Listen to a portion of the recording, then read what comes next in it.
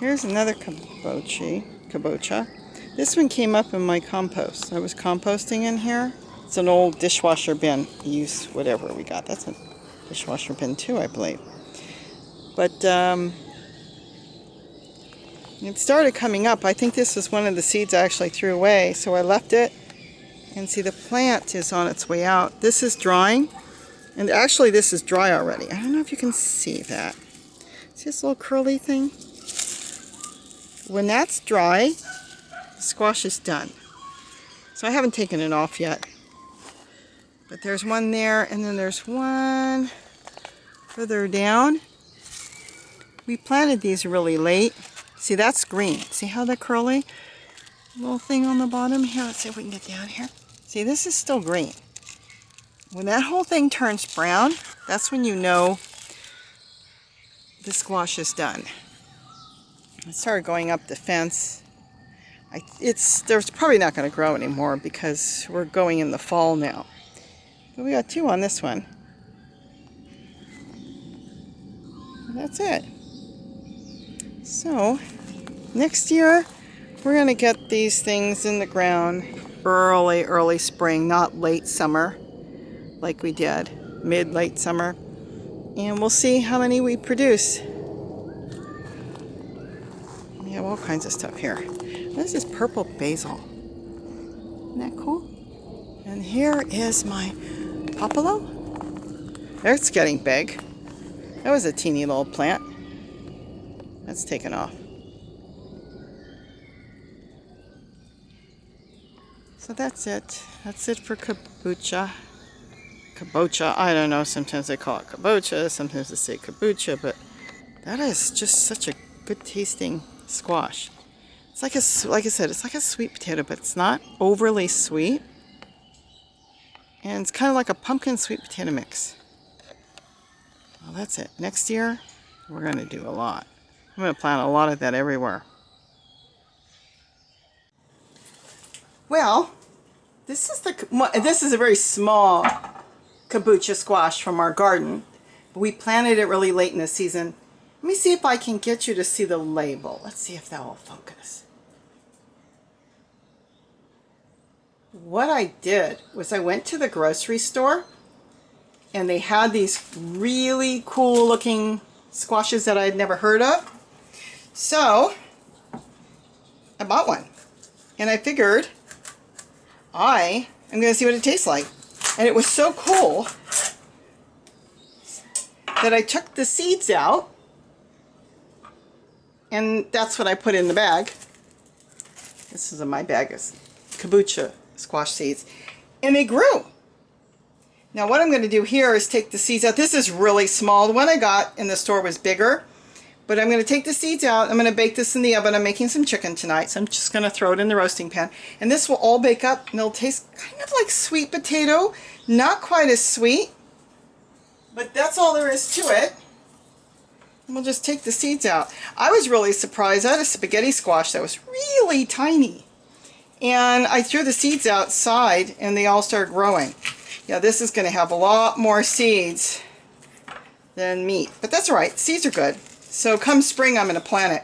But we planted it really at the end of the season. And most of the plants, they threw a whole bunch of kabocha fruit. And they just didn't grow that big because they're already, well, it's past their season. But that's basically it. Just going to take out the seeds. That's it. And I'll stick it in the roasting pan. And it'll be really cool. And this I'll wash up. Now, if I wanted to plant these now, I would take it just like this and spread it out with the pulp, and boy does it grow good. Don't even clean the seeds. It feeds off the pulp, and then they grow really, really good. I do a lot of the squash that way. Now you could leave the seeds.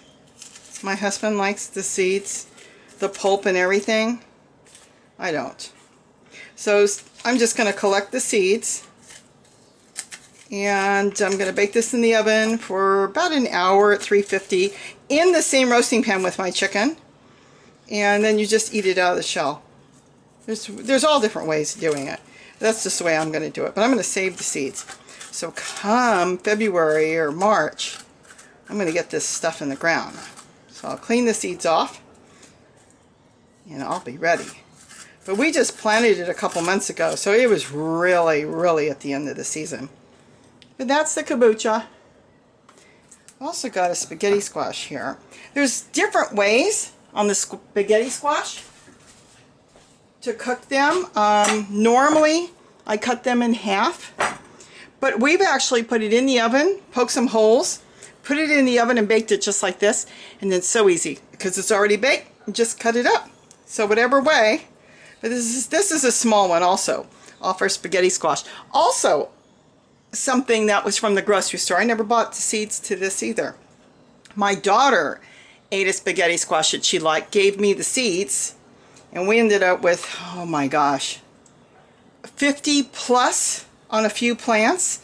But see, we planted that early in the season and they just took off. The kabocha, we've got a whole bunch of them out there, but they're not real big. That was a small one. I do have a bigger one out there. But I'm going to save this, clean this up, and wash and dry the seeds and have them ready. I don't think I'm going to even bother trying to plant any, being that we're into fall now and it's not really the right time of the year. But that's it!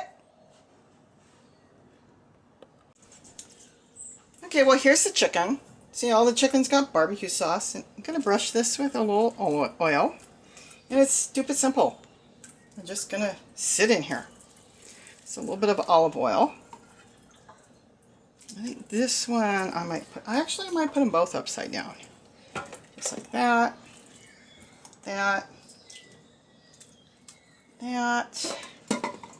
They're all washed. Don't worry, I washed them before I cut them in half. And that's it. Actually, I have room. I think I will grab one of my great big Ananisois tomatoes. And I think I'll just cut that in half. And I think I'll just sit them like that. That's it. Look how easy. I mean, there's nothing to it. Now I've got one pot. I'm going to have all my chicken and my squash cooked. Just going to cover this up in the oven, 350 an hour, and it should be done. I'll test it, of course, but there's no reason why it wouldn't be done. It's all cut up chicken. So that's how easy it is to cook spaghetti squash, to cook kabocha, to cook anything. One pot, and this will last us for a couple days, maybe 3 days. My husband's a really big eater. He burns a lot of fuel. He's always on the go. So one day I will get him to start filming me. I tried it once.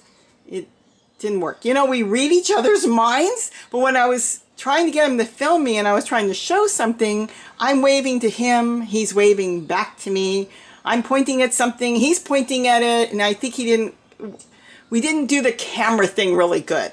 So I'm trying to do all this myself, but I think we'll get our notes together one day and we'll be able to start doing this, so maybe I can have a little bit more flexibility to move around. But that's it, from the garden, washed, cleaned, in the pot, and it will be out of the oven in an hour, ready for us to eat dinner. Okay, happy growing!